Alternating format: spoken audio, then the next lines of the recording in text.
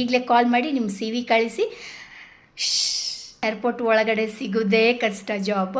Food accommodation ಎರಡೂ free ಇದೆ ನಿಮ್ಗೆ ಏರ್ಪೋರ್ಟ್ ಒಳಗಡೆ.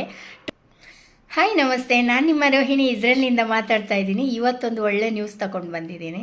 ಏನು ಗೊತ್ತುಂಟಾ, ಮೊನ್ನೆ ನಾನು ಕತಾರಿದ್ದು ಜಾಬ್ ಬಗ್ಗೆ ಹಾಕಿದೆ. ತುಂಬ ಜನ ಅಪ್ಲಿಕೇಶನ್ ಹಾಕಿದ್ದೀರಾ, ತುಂಬ ಜನ ಸಿ ವಿ ಕಳಿಸಿದ್ದೀರಾ, ತುಂಬ ಖುಷಿ ಆಯಿತು.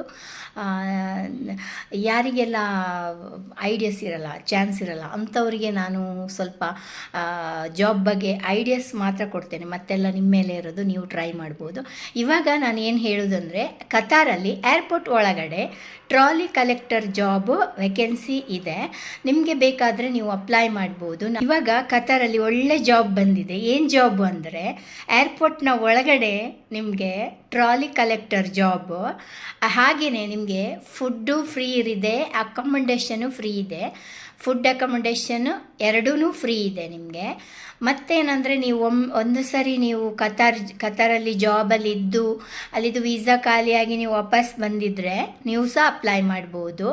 ನಿಮಗೆ ನಿಮ್ಮ ಸಿ ವಿ ಪ್ರಕಾರ ನಿಮಗೆ ಜಾಬ್ ಸೆಟ್ ಮಾಡಿ ಕೊಡ್ತಾರೆ. ನಾನಿಲ್ಲಿ ನೋಡಿ, ಈ ನಂಬರಿಗೆ ನೀವು ಕಾಲ್ ಮಾಡಿದರೆ ಇವರು ನಿಮಗೆ ಜಾಬ್ ಎಲ್ಲ ಸೆಟ್ ಮಾಡಿ ಕೊಡ್ತಾರೆ. ಕತಾರಲ್ಲಿ ತುಂಬ ಜಾಬ್ಗಳಿದೆ.